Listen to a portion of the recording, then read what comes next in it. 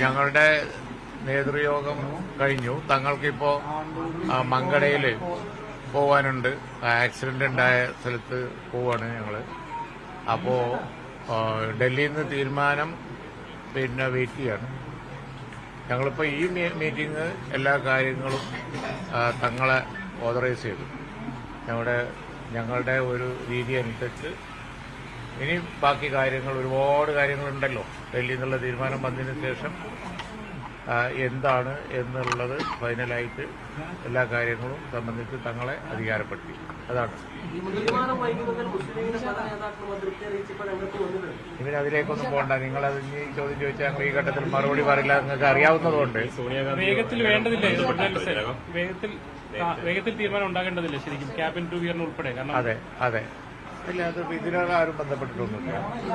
അവർ high command തീരുമാനം അറിഞ്ഞാൽ ബാക്കി കാര്യങ്ങൾ ഞങ്ങൾ ആലോചിച്ച് നിങ്ങളെ പത്രക്കാരെ കാണുന്നതാണ്. അല്ല, എല്ലാ കാര്യങ്ങളും സംബന്ധിച്ചും തങ്ങൾ അധികാരപ്പെടുത്തിയിട്ടുണ്ട്. സംസ്ഥാനത്ത് ഇപ്പോൾ ഭരണസ്തംഭനം തുടരുകയല്ലേ ഇപ്പോൾ? ഇല്ല, ഇതൊക്കെ ഒരു യൂഷ്വൽ ഇതല്ലേ. ഒരാഴ്ച ആകുമ്പോഴത്തേനും സ്തംഭനമാകും. ഇനി ഭരിക്കാൻ പോകുന്ന UDF ഉദ്യോഗസ്ഥന്മാർക്കൊക്കെ അറിയാം. അതുകൊണ്ട് അവർ വെയിറ്റ് ചെയ്യുള്ളൂ തീരുമാനം. വേറെ എവിടെയും പോയി ഉത്തരവ് വാങ്ങൂല. ഡൽഹിയിൽ നിന്ന് തന്നെ തീരുമാനം വരുന്ന പ്രതീക്ഷിക്കുന്നുണ്ടോ?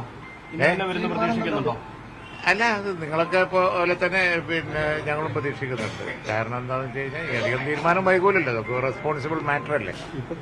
അവരവരെ സമയം എടുക്കട്ടെ. എന്നിട്ട് അവർ തീരുമാനം പ്രഖ്യാപിച്ചു കഴിഞ്ഞാൽ ഞങ്ങൾ തങ്ങൾ അധികാരപ്പെടുത്തിയിട്ട് തങ്ങൾ ബാക്കി കാര്യങ്ങൾ നിങ്ങളോട് പറയും. മുഖ്യമന്ത്രി ആ കാര്യങ്ങളും തങ്ങളെ ഏൽപ്പിച്ചിട്ടുണ്ടോ? മന്ത്രിസ്ഥാനം, ലീഗിന്റെ മന്ത്രിസ്ഥാനം ഉൾപ്പെടെയുള്ള കാര്യങ്ങൾ ഞങ്ങളുടെ രീതി അതാണല്ലോ. ഞങ്ങൾ എല്ലാ കാര്യങ്ങളും ഇനിയൊരു ഗവൺമെന്റ് രൂപീകരണം സംബന്ധിച്ച എല്ലാ കാര്യങ്ങളും തങ്ങൾ അധികാരപ്പെടുത്തി. ഞങ്ങൾ ചർച്ചക്കായ ഒരു ഡെലിഗേഷൻ പോകും.